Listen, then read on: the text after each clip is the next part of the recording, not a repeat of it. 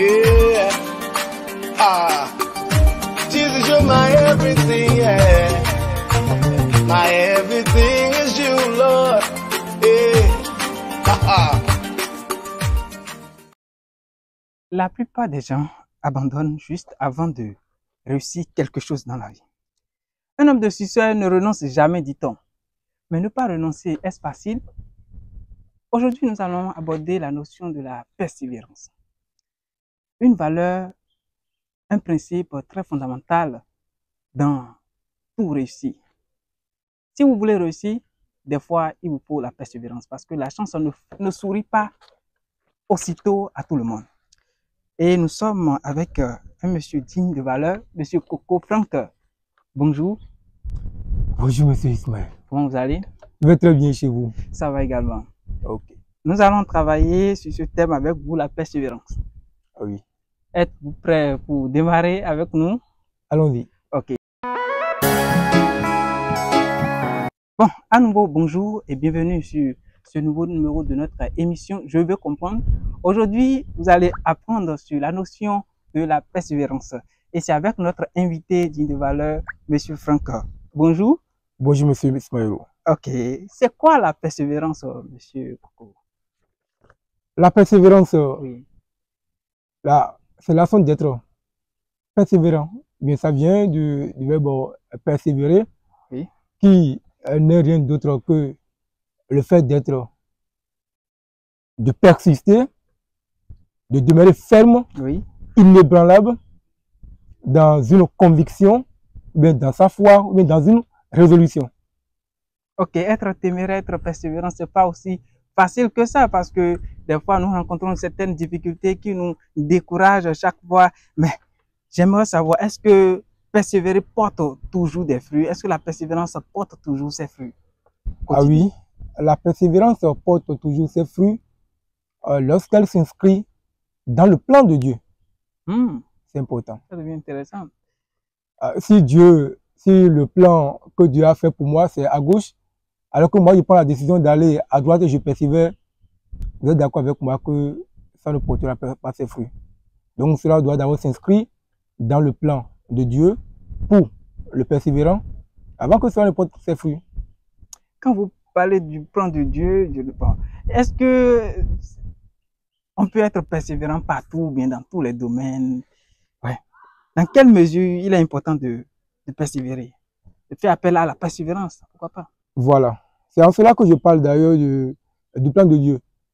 Il faut être persévérant dès lors que l'on est sûr du projet, ou bien l'on a tous les outils nécessaires, ou bien la confirmation de ce que l'action ou bien la résolution qui est prise vient de Dieu. Et que cela, il a déjà la confirmation. Et il ne reste qu'à faire un petit effort pour atteindre l'objectif. Parce que ne connaissant pas le temps qui est fixé, et étant déjà sûr que ça doit se réaliser, c'est en ce moment qu'il a besoin de la persévérance pour ne pas perdre ce qui lui a été promis ou le projet qu'il a formé. Mais comment savoir si c'est le plan de Dieu ou bien si ce n'est pas le plan de Dieu? Alors, ceci est une question très délicate. C'est comme à quoi quelqu'un qui est un chrétien qui, par la grâce du Seigneur, évite un accident et qui vient voir ses frères pour dire, vous savez, aujourd'hui, quelque chose s'est passé. Peu s'en fallait, j'allais me faire renverser par une moto ou bien un véhicule. Et je ne sais pas ce qui s'est passé, mais la chose m'a enlevé fortuitement dedans. Et la chose, il a confié sa vie à une chose. Cela a été l'autre du monde, il allait appeler le nom de sa divinité pour dire que c'est cette divinité qui l'a sauvé de cette situation. Alors, à qui est-ce que j'ai confié ma vie? À qui est-ce que je me suis donné? Si je me suis donné à Dieu, par le biais de son Fils Jésus-Christ, je me dois alors de marcher selon sa volonté. Et dès lors que je marche selon sa volonté, je peux donc découvrir les plans qu'il a fait pour ma vie. Aussi bien le plan physique que le plan du salut. Là, toutes mes décisions doivent être conformes à la parole. C'est ainsi que l'Esprit de Dieu pourra, tel qu'il me donne la confirmation, il me donne le témoin que je suis son fils, c'est de la même manière qu'il pourra me donner le témoin, il pourra me confirmer que ce qui est, ce que je forme comme projet ou bien ce dans quoi je me mets, s'inscrit toujours dans son plan et que je peux aller sans rien qu'un. Et dès lors que je me situe dans cette situation, et il faut aussi l'éprouver. Voici réellement, ça vient de lui. Et dès lors que tous les tests sont faits et qu'on a la certitude, c'est en ce moment qu'intervient la persévérance. C'est en ce moment qu'intervient la persévérance. Bien que ça soit le plan de Dieu, des fois, nous savons que les défis de la vie n'est pas une personne.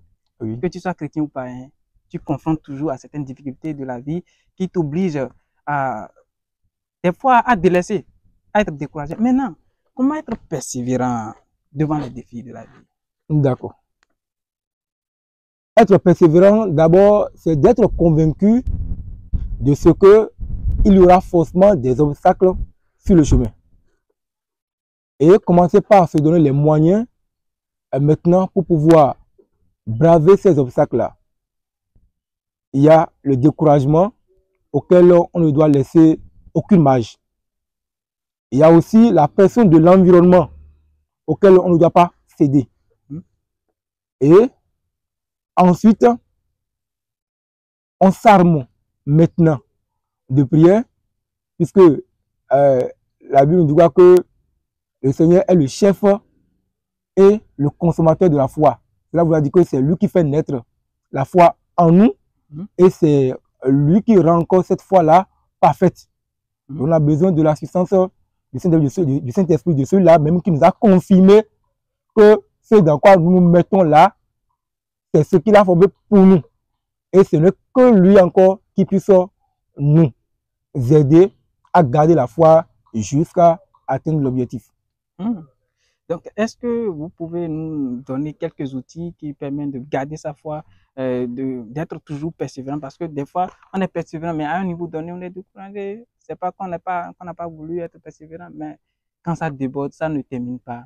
Est-ce qu'il y a des outils pour garder sa foi qui permet d'arroser sa persévérance, d'attendre toujours la réussite? Il y a un adage qui dit que les oiseaux de même plumage volent ensemble. Cela voudrait dire quoi? Dès lors que j'ai un objectif, que je demeure dans la foi, il ne faudrait pas que je sois enfermé sur moi-même. Nous devons rester entre les frères qui sont en Christ, qui sont dans la même foi, et partager les expériences et demander l'assistance l'un de l'autre. Je prie pour toi, tu pries pour moi, et tu me surveilles, je te surveille. Dès lors que tu sens que, attention, celui-ci risque de se décourager, en même temps, tu lui rappelles le plan que le Seigneur a pour sa vie et afin de demander à ce que le Seigneur puisse le fortifier. Donc, on a besoin que notre environnement nous encourage. La raison pour laquelle j'avais parlé tout à l'heure de l'environnement. Lorsque vous vivez dans un environnement un peu bien environnement fouillé, votre persévérance risque de prendre un coup. Raison pour laquelle il faut se faire entourer quand même des gens qui partagent la même conviction que vous et qui partagent la même foi que vous pour vous aider à évoluer. Ok, il y a très souvent cette affirmation qu'on entend souvent dans les rues, partout. La plupart des gens abandonnent juste avant de réussir quelque chose de grand. Un homme de succès ne renonce jamais. Donc, qu'est-ce que vous pensez par rapport à cette affirmation? Un homme de succès ne renonce jamais. Est-ce que des fois, renoncer ou bien dire que, bon, ça là, ça va, je ne veux plus continuer dans cette logique-là. Est-ce que, en faisant ça, on est déjà un homme d'échec? Est-ce qu'il faut toujours persévérer dans tout? Ou bien, il peut arriver des fois où on va sentir que ça là, ça ne va pas et qu'on peut renoncer? Est-ce que renoncer, c'est un problème? C'est un signe d'échec? Renoncer n'est pas un signe d'échec dans la mesure où l'on se rend compte qu'on avait pris un mauvais départ. Mais lorsqu'on n'a pas pris un mauvais départ, renoncer est là un échec. Et c'est pour cela que j'inscrivais tout mon développement dans le plan de Dieu. Si je me rends compte, lorsque j'ai démarré, que, attention, et pas à la lumière de la parole, ou bien de par mes expériences, je me rends compte que, attention, ce que j'ai commencé là, c'était une erreur au départ, je dois rebousser chemin. Et ceci n'est pas un signe d'échec. C'est pas synonyme d'échec. Mais j'ai plutôt eu la grâce de juste de voir à temps que c'était un mauvais départ. Et je rebousse chemin et je prends maintenant un nouveau départ. Et si ce nouveau départ s'inscrit dans le vrai plan, il n'y a rien qui puisse bloquer cela, quand bien même il y a les vicissitudes de la vie qui peuvent être obstacles. Mais sachant que ça ne sera pas facile, c'est déjà un point en avant. C'est déjà un point en avant de savoir si votre but ou bien votre objectif, votre projet, ça va dans le plan de Dieu. Ça va tout droit dans ce que Dieu veut pour vous, la volonté de Dieu dans votre vie. Ok, vous avez aussi parlé des outils, vous avez parlé de la prière que, pour être persévérant, pour garder sa persévérance jusqu'au bout de la réussite, il faut prendre en compte certaines pratiques comme la prière. Non seulement la prière, vous avez aussi parler de l'environnement. Il ne faut pas s'entourer des gens qui n'ont pas la même vision que vous parce que vous risquez de vous faire du mal. Ne dites pas que non, je suis fort, j'ai la capacité de boycotter tout le monde. Je peux rester avec eux sans les écouter. Je peux rester avec eux sans être influencé par eux. Mais Monsieur Coco nous dit aujourd'hui que vous pouvez bel et bien être influencé par votre entourage, ceux qui nous entourent. Comment eux, ils parlent de notre objectif, comment ils parlent de votre parcours, de ce que vous voulez dans la vie, de prendre Dieu dans votre vie, pourquoi pas. Et nous disons merci à Monsieur Coco Frank, merci beaucoup pour votre passage sur ce plateau. Et avant de terminer cette émission, j'aimerais vous demander, est-ce que vous avez un mot de fin à l'endroit des jeunes qui sont confrontés à certaines situations vraiment non aisées de la vie et qui se demandent, mais est-ce que c'est le plan de Dieu? Est-ce que je vais continuer à persévérer? Qu'est-ce que vous avez à le dire, M. Franck? D'autant plus que moi-même, je suis jeune. Je n'en disconviens pas, mais il y a jeune, et puis il y a jeune dans jeune. Nous sommes tous jeunes, donc je voudrais dire à mes frères dans la foi de ne pas se décourager. Et pour ne pas tout perdre, ne pas se décourager, avant d'emprunter le chemin de la persévérance, il faudrait d'abord qu'ils fassent tous les tests possibles pour être sûr que c'est la volonté de Dieu pour eux.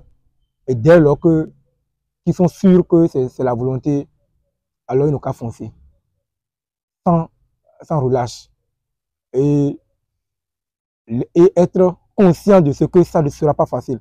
Alors, dès lors qu'on sait que ça ne sera pas facile, là, on est sûr maintenant de prendre toutes les dispositions pour y aller et de savoir que l'environnement ne leur facilitera pas la tâche. Parce que tout ce qui s'inscrit dans le plan de Dieu trouve toujours d'obstacles devant le diable. Parce qu'il est là, il a aussi entendu et il ne se laissera pas faire. Et parce qu'il ne se laissera pas faire, il ne faudrait pas que nous aussi nous laissions. Donc la jeunesse doit pouvoir prendre sa vie en main et avoir confiance en son Créateur et faire selon sa volonté. Merci énormément, Monsieur Coco Frank. Vous avez dit qu'il faut être persévérant et que surtout, il faut savoir que le chemin ne sera toujours pas facile tout le temps, mais il faut persévérer. Persévérer surtout quand vous savez que c'est le plan de Dieu dans votre vie. Ne lâchez pas. Comme l'a dit M. Coco Frank, nous vous disons encore une fois merci beaucoup. Merci, vous êtes très gentil et vous êtes aussi sage. Sage, oui, parce que avec tout ce que vous avez dit, je pense que moi-même, je suis ressourcé, quoi. Vous voyez, je suis très, très ressourcé avec votre enseignement et tout. Bon, mesdames et messieurs, nous sommes à la fin de cette émission. Prenez rendez-vous avec nous pour nos prochaines émissions. Mais surtout, n'oubliez pas, Suci TV, c'est la lumière de la parole, c'est la vérité. Suivez-nous toujours encore pour avoir de nouvelles. Ok, au revoir, bye bye.